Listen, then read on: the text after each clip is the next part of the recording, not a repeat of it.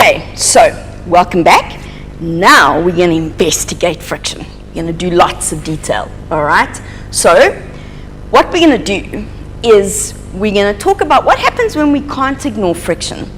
When there is friction, how does an object move? What happens to the friction? Okay, so we're going to show you an animation, so watch. So here we have our little man, which we've seen previously, but now I have a situation where I've got friction, okay? I can make it a lot of friction or a little bit of friction. We're not going to worry about that.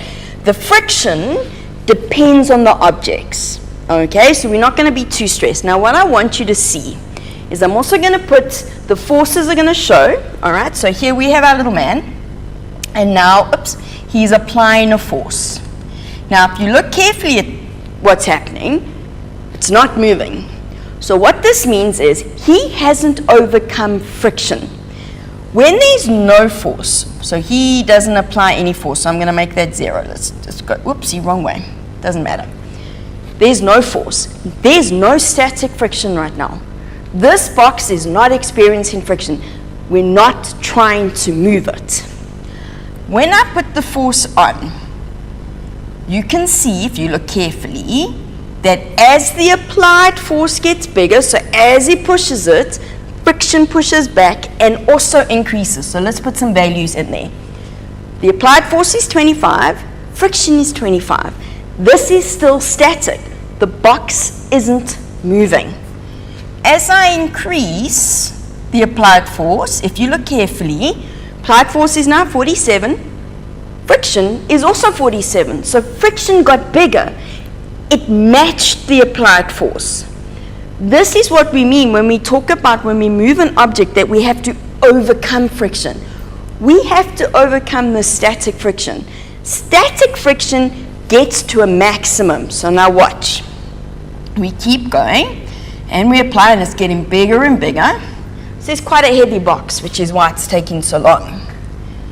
So we get here. Now watch. I know it's not moving. Speed 0. Keep going, and we've now got over 100. We get in there, 112, 113, 100, there we go. And eventually, did you see what just happened? Boxes started to move. Look at that force. Friction is now 94. So when I got to about 125, that's where it switched. Okay, now me going down, so if I go here, so now I'm going to change this force. Now it's going to slow down because friction is now bigger than the applied force. So he's actually going to slow down. But that 94 didn't change. It's moving. Because it's moving, we now have kinetic friction. But kinetic friction doesn't match the applied force. So now we've got to look at something different, all right? So let's just reset this, okay? And we know that the original force here, no, that's too far. Let's reset again. Let's put the speed up there, and we want the values. So we knew we got to about here before, look, it doesn't want to play with me. Okay, fine, we'll do this then. We'll do it this way. It doesn't like me using that. So we knew that we got quite far, okay? So remember, at 94, when it was moving, it's not moving. Static friction, okay? Static friction is hard to overcome. When an object is stationary, it's very difficult to start it moving. So we actually have to apply a lot of force. And here, it's round about here that it almost changed. So we've got to 117, 118, 119, 20, 23, 24, 25. At 126, it starts moving. That changed to 94. Once we start an object moving, kinetic friction drops. It's just the concept of once it starts, it's easier to move. It's always easier to keep something moving than to start it moving. Okay? So, Static friction, when an object is stationary, okay? That static friction is 0 if we're not pushing, so if it's just standing. Soon as we start pushing it, the static friction has to match the applied force. So we're pushing, pushing, pushing, so they match, the object doesn't move. Then we get to that moment where we get just over the maximum, so there's a maximum for static. Once we get past that, it becomes kinetic friction, and that kinetic friction is constant, okay? Now, this was a box with a mass, let's just have a look here, of 50 kilograms. What we're going to do is we're going to change it for, no, I don't want, there we go. We're going to put the fridge, which is 200 kilograms, okay? We're going to do the same thing, okay? Now I'm going to apply force to it, and again, force, static friction, it gets bigger and bigger. Let's just put the values in because it makes it easier. Whoops. So here we go. Oh boy. We expect to have to push a lot harder. We expect that there's going to be more friction because it's 200 kilograms. It's big, big mass. Very difficult to get it to move. So we keep going. And it's going to be a long time before it gets to move. And it goes and it goes and it goes and it goes. Oh, look. Eventually, this is a very strong man. Okay. Oh, yes, he's pushing hard. I don't know if he... yes, no, he's going. He's going. No, yes. There we go. Almost. We should be almost there. Oof. He might never move. So you know what we're going to do? We're going to cheat a little bit. We're going to get rid of some of the friction. There we go. Now we can get it to move. Okay, there was way too much friction. You would never actually eventually get it to move. Now if I take that force away, so now I take all those forces to 0. The object still moves. Static friction doesn't disappear, but eventually that static friction will cause it to stop. Now it's stopped. That static friction is gone. So the kinetic friction is gone. Now it's static friction, and it's 0 because there's no force acting on it. Okay, movement, kinetic friction. No movement, static friction. The mass of the object was very important. Very, very important. Okay, so let's go back here. So we've done that. When we look at static friction, this is the definition. Definitions are very, very important. It's the force that opposes the tendency of motion. Please be careful here. It's very easy for you to go, it's the force that opposes the applied force. It doesn't have to oppose the applied force. Okay? It can be in the same direction as the applied force. What it opposes is the way the object wants to move. It's always in the opposite direction to motion. Now with static friction, it's the tendency of motion. So it's the way we want it to move, because it's not moving, of a stationary object relative to a surface. We have to have a surface. Okay? Now how much that static friction is depends on the two surfaces. That's very important. Then, the maximum, and this is a new symbol for you, where we've got, and we usually write this F as like an italics F. It's a little bit of a curly F. It's not a straight F. Though, if you did write it as a normal F like that, that's fine. We just normally write it to a slant. F maximum, F for friction, little f, S for static, max for maximum, okay, is the static friction just before an object starts moving. So when they describe this in questions, they'll say to you that the force applied to an object is, say, 100 newtons just as it starts moving. That's the maximum static friction.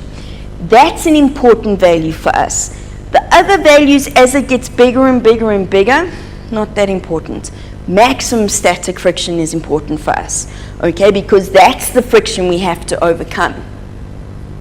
Then, kinetic friction is the force that opposes the motion, not tendency to move now, but the actual motion of an object moving relative to a surface. So static, stationary, kinetic, moving, okay? Now that's a constant.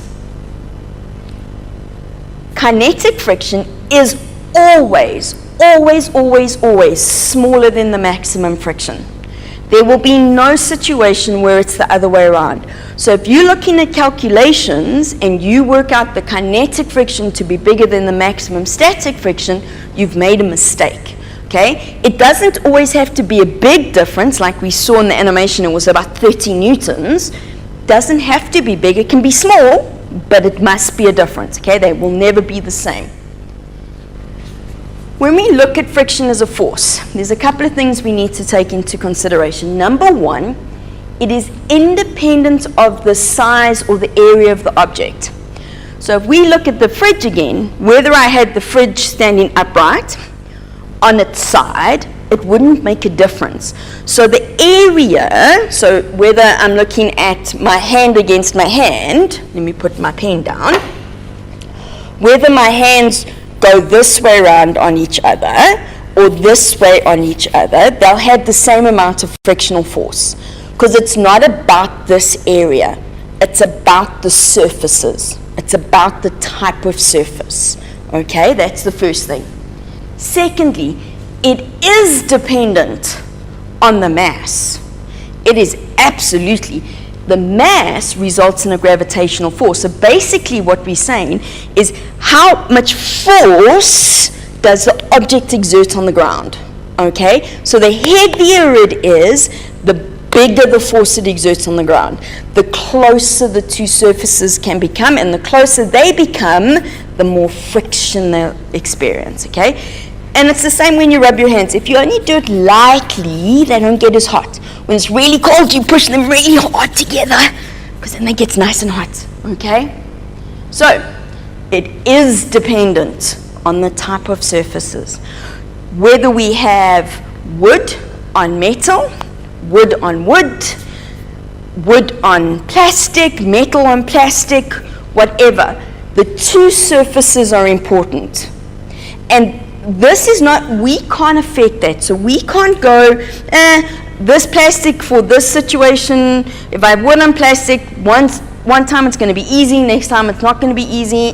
No, wood on plastic has a certain friction. It is what it is, okay? We can affect the amount of friction by the way we apply the forces to it, but we can't change how the two surfaces relate to each other because of their microscopic properties, okay? So it does depend on the surface. If we change the surface that an object is moving on, we change the friction that it experiences, okay? So, very important, it always acts in the opposite direction to the motion. And I see this often, particularly when we've got objects on slopes, okay? Because we want the friction to always go up the slope somehow, we tend to forget that the friction can also act down the slope. If I'm pulling an object up the slope and it's moving up, friction has to act down. If I'm letting the object slide down the slope, friction has to act up. Friction opposes. Friction doesn't go in the same direction. Friction isn't helpful for us in this situation, okay? Friction takes away. It's bad, okay? Friction, now here we get into some important terms, is directly proportional to the normal force. So what that means is, remember, the normal force is the force that pushes up on the surface when the object's on it. Directly proportional means that if I double the normal force, I double friction. If I halve the normal force, I halve friction. They do the same amount. So how do I change friction? I have to change the normal force. How do I do that? Make an object go force at an angle, okay? But it's directly proportional to the normal. That's very important. If we change, and they'll ask you this, if we change the way the forces act on a body, which then changes the normal force, we change friction. There's no exception to that. And it changes both static and kinetic. Okay, so it's not just the one, it's both. Very important. Now, when I put it as a mathematical relationship, this is not an equation. F max is directly proportional. Remember that little fishy sign? Means directly proportional to the normal force. This is well and good, but we need it as an equation, okay? I can't do calculations from this. This doesn't help me. I can't work out F max. I need to have a relationship. So, kinetic friction is also directly proportional to Fn. These are the same. From here, I want to get to a calculation. I want to get somewhere with this. So, that gets us to the coefficient. Please, you need to know what this symbol means. The coefficient of static friction, mu s, and it's a u, when you write it, it's always difficult when you see it typed, but when it's written, it's like a U that's backwards with its tail on the left-hand side. It's a Greek letter, okay? Mu s is the ratio of S max to Fn. Ratio division, so I'm dividing newtons by newtons, so it doesn't have a unit, and it's a constant. That gets rid of the proportionality, okay? For two surfaces, every pair of surfaces has a specific constant that changes. You don't need to know these constants. It's not like I'm going to give you a list in a big long table. I can't tell you them. What will happen is either you'll have to work it out with the information given, or they're going to give it to you and you can use it in a calculation, okay? But it's a constant, no units. It's one of the few things you have that have no units. That gives us this equation. You will be given that. That's on your information sheet. Often I sort of joke it a bit. I don't like using the fraction. I just don't. So I often will write it this way around. Okay?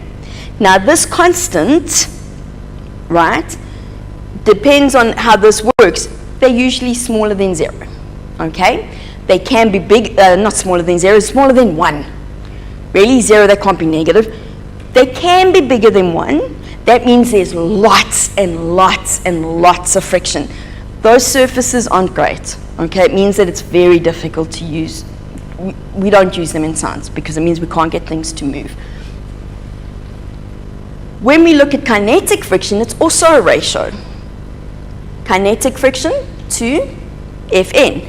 But now it's mu with the k. So the coefficient symbol is the mu. Whether I'm working with static or kinetic friction is the subscript. So you have to put that in there because they're two different types of frictions. Okay? That leads us to this equation, where my coefficient is the ratio kinetic friction to normal force. I don't like fractions. I don't like friction really either, but that's besides the point. That's how I will often use it like that. Also, how we use it depends on what they're asking you. Because sometimes they're going to ask for friction, sometimes they're going to ask for the coefficient. It's implied in your questions that you can work out the normal force. So that's not something they're necessarily going to say, work out the normal force first. It's going to be implied that you need it, okay? So, lots of things for you to think about. We still have a little bit more theory because we need to put this on a graph. We know how important graphs are, but we're going to stop there for now and we'll carry on after our break.